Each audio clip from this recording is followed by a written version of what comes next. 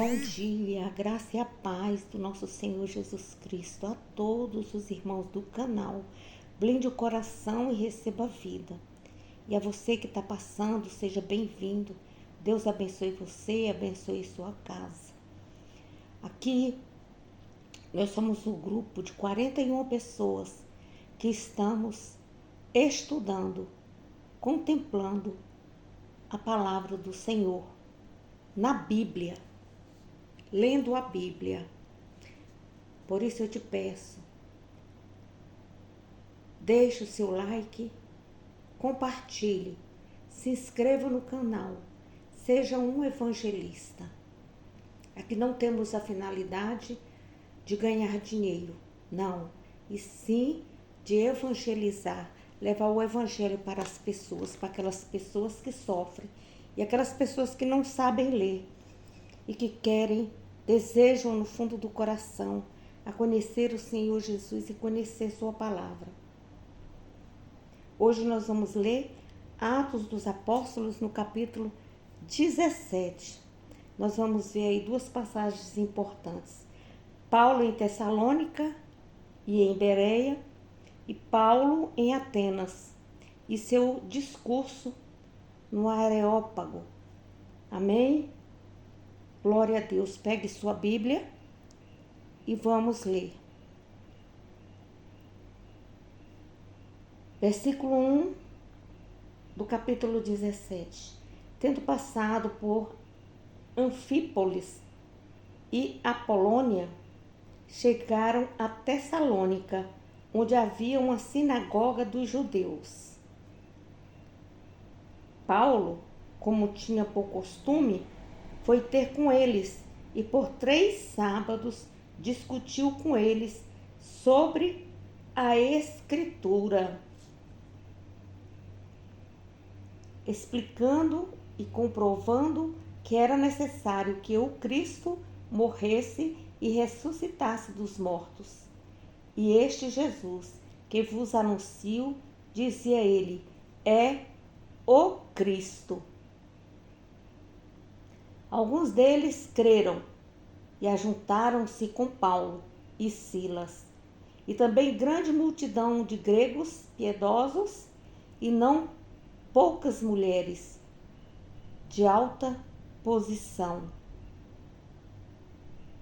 Os judeus, porém, cheios de inveja, tomaram consigo alguns homens perversos dentre os desocupados e, ajuntando o povo, tumultuaram a cidade e invadiram a casa de Jasson. Os procuravam para entregá-los ao povo.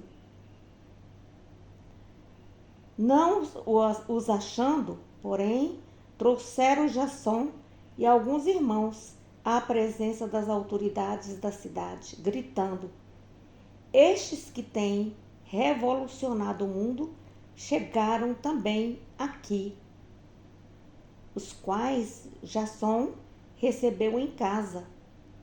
Todos esses agem contra o decreto de César, dizendo que há outro rei, Jesus. Revoltaram a multidão e as autoridades da cidade, que ouviram essas coisas.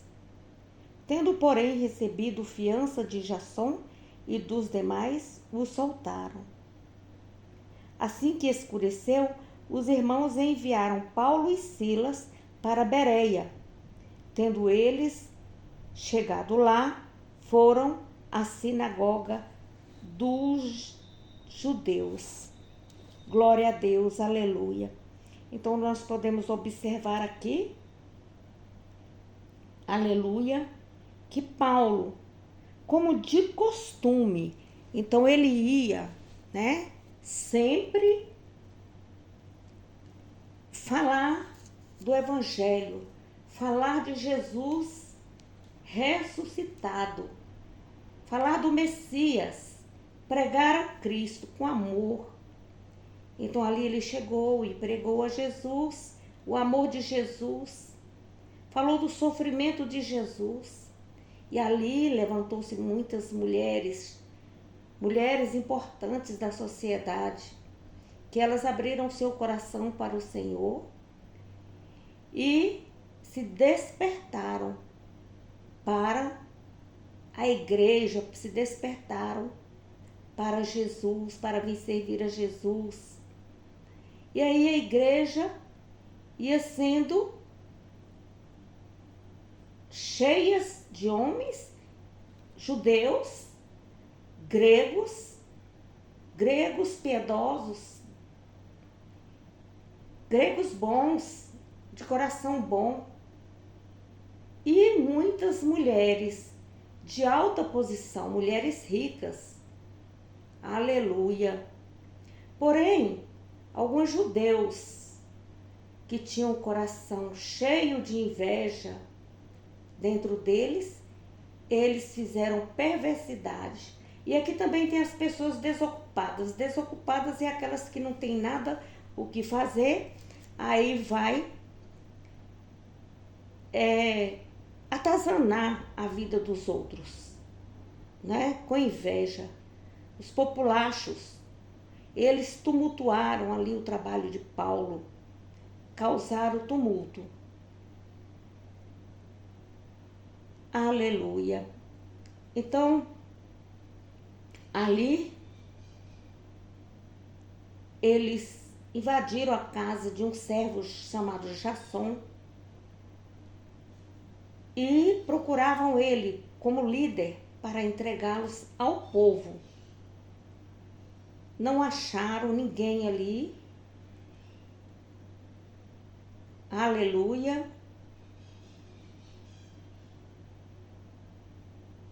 Aí no versículo 6 diz: não os achando, porém, trouxeram Jasson e alguns irmãos à presença das autoridades. Esses homens desocupados que não tinham o que fazer, né? Eles gritavam: estes que têm revolucionado o mundo chegaram também aqui. Então, o evangelho, ele incomodava. As missões, ele incomodavam. E você pode observar aqui que as missões, elas começaram a ocorrer de casa em casa e depois de região em região. Aleluia! Aleluia! E acontecendo as mesmas coisas nos dias atuais.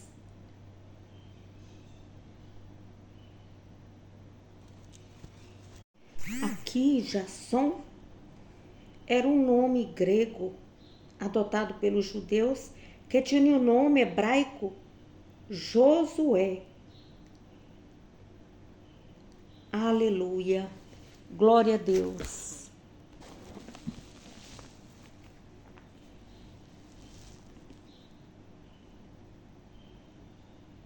Versículo 11.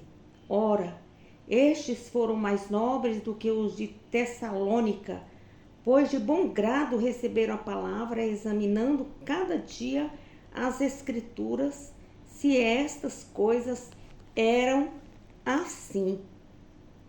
Então os bereanos, eles tinham muita vontade de aprender, e eles, de coração puro, de coração aberto, eles examinavam as Escrituras para ver se verdadeiramente era isso que Paulo falava.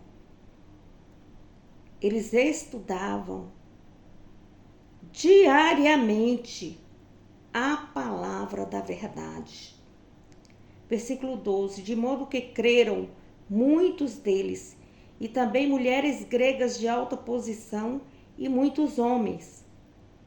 No entanto, logo que os judeus de Tessalônica souberam que a palavra de Deus também era pregada por Paulo em Bereia, foram lá alvoroçar e agitar as multidões.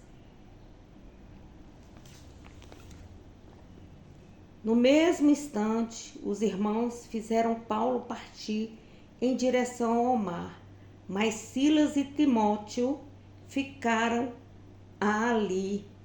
Glória a Deus! Então aí se dá a segunda viagem missionária de Paulo. E Paulo parte para Atenas. No versículo 15 diz assim: e os que acompanhavam Paulo levaram-no até Atenas, e tendo recebido ordem para que Silas e Timóteo fossem ter com ele o mais depressa possível, então eles partiram. Enquanto Paulo os esperava em Atenas, ficou indignado ao ver a cidade tão entregue à idolatria. De modo que discutia na sinagoga, na igreja, com os judeus e os gregos piedosos, e todos os dias na praça, com os que ali chegavam. Aleluia! Então, alguns dos filósofos epicureus e estoicos discutiam com ele. Um dizia que quer dizer esse tagarela, e outros, parece que é pregador de deuses estranhos. Diziam isto porque Paulo lhes anunciava Jesus e a ressurreição. E tomando-o, levaram ao Areópago, dizendo: poderemos nós saber que novo ensino é esse de que falas? Aleluia! Coisas estranhas nos trazes aos ouvidos, e queremos saber o que vem ser isso. Então eles estavam com a cegueira espiritual tão grande que eles acusavam Paulo que ele estava levando deuses estranhos para aquele lugar, mas era por zelo da palavra do Senhor Jesus. Os filósofos, eles agiam com irreverência quanto à palavra de Deus, porque eles estavam cheios de prazer mundano e que eles queriam de alguma forma receber por aquilo, que eles pagassem estar ali para levar a palavra de Deus, fazendo da palavra de Deus mercadoria. E nós vimos ali a respeito da idolatria. Os desviados, pessoas que deixaram a palavra de Deus, eles conheciam a verdade, porém eles desviaram do caminho, não andaram no caminho correto e tomaram outro rumo, foram seguir a idolatria. Aqui nós podemos observar os filósofos epicureus e estoicos contendiam com Paulo em Atenas. Os epicureus ensinavam que o prazer é o sumo bem dos homens, e os estoicos, ao contrário, ensinavam que o prazer nunca deve ser o motivo de nossos atos. Então você pode observar, o fundador dessa corrente filosófica aconselhava seus discípulos a dominarem seus ensinamentos para resistir ao máximo a todas as influências externas. O estoicismo alcançava um grau de insensibilidade que se assemelhava muitas vezes à dureza. Os principais estoicos foram Cleanto e Crisipo, fundadores da escola com Zenan, Ariston de Cio, Erilo de Cartago, Diógenes da Seleucia, Seneca e Epicteto e Marco Aurélio. Então, você veja bem que eles estudavam a palavra, eles, dos seus líderes, do seu líder principal. Então, os discípulos, eles perseveravam ali nesse ensinamento. Glória a Deus. E o Areópago era uma espécie de onde eles se ajuntavam, de um estádio, né? que eles se ajuntavam para fazer as assembleias. Ali se juntavam vários homens, os juízes, para julgar as causas. E ali eles contendiam com Paulo. Aleluia. No versículo 21 diz: ora, todos os atenienses e estrangeiros que lá moravam, de nenhuma outra coisa se ocupavam, senão de dizer e ouvir a última novidade. Estando Paulo no meio do Areópago, disse: homens atenienses, em tudo vejo que sois muito religiosos, pois passando eu e vendo os vossos santuários, achei também um altar em que estava escrito: o Deus desconhecido. Ora, este que vos adorais sem conhecer é o que eu vos anuncio, o Deus que fez o mundo e tudo o que nele há, sendo ele Senhor do céu e da terra, não habita em templos feitos por mãos de homens. Tampouco é servido por mãos de homens, como que necessitando de algumas coisas, porque ele mesmo quem dá a todos a vida, a respiração, e dá a todos a vida, a respiração e todas as coisas. Então você vê aí a soberania de Deus, ele falando acerca da soberania de Deus, do Criador, das bênçãos que o Senhor derramou sobre cada um de nós, em especial o sopro de vida. Aleluia. No versículo 26 diz: de um só fez todas as nações dos homens para habitarem sobre toda a face da terra, determinando-lhes os tempos já dantes ordenados e os limites da sua habitação.